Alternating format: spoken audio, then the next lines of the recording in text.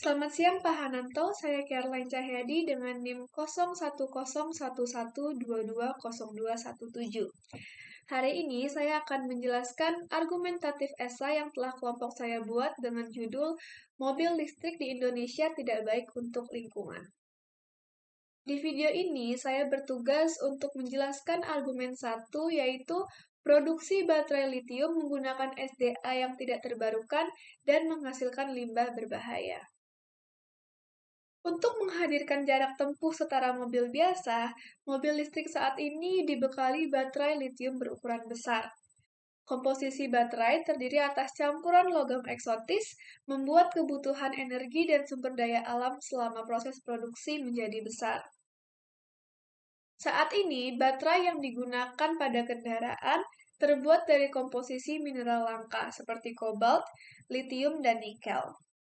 Ditambang di lokasi-lokasi di negara berkembang, seperti salah satunya litium di negara kita, Indonesia, di mana mineral-mineral ini merupakan sumber daya alam yang tidak terbarukan. Seiring pertumbuhan penjualan mobil bertenaga listrik, permintaan akan mineral langka sebagai bahan baku baterai tentu meningkat secara eksponensial. Hal ini menimbulkan proses penambangan tidak terkendali yang memiliki dampak merusak ekosistem dan lingkungan. Di Chili, yang menjadi penyuplai 58% kebutuhan litium dunia, proses penambangannya masih memberikan dampak buruk bagi penduduk di lingkungan sekitar.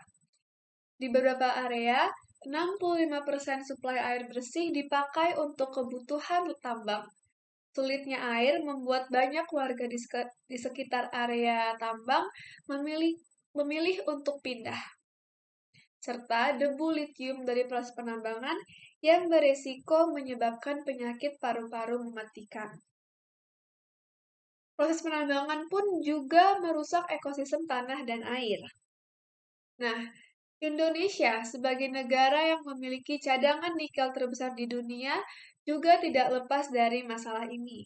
Salah satunya potensi kerusakan ekosistem hutan bakau di wilayah pesisir dan pulau-pulau kecil sumber tambang nikel.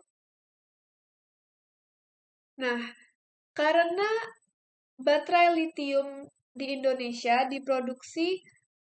sebagian besar diproduksi menggunakan nikel, maka dari itu masalah lingkungan lain yang muncul yaitu terkait pengelolaan limbah hasil produksi baterai kendaraan itu sendiri. Karena untuk menghasilkan produksi berbasis nikel, diperlukan proses pirometalurgi dengan cara pemanasan pada temperatur tinggi. Dan untuk menghasilkan nikel murni dengan kadar rendah, diperlukan teknologi hidrometalurgi pelindinan asam bertekanan tinggi. Dari proses ini, muncullah bahan prekursor litium, salah satunya nikel sulfida dan kobalt sulfida. Selama prosesnya pula, produksi bahan baku kendaraan listrik ini menggunakan asam sulfat.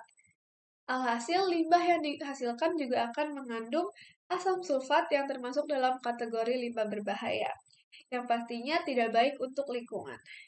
Sekian penjelasan dari saya, terima kasih.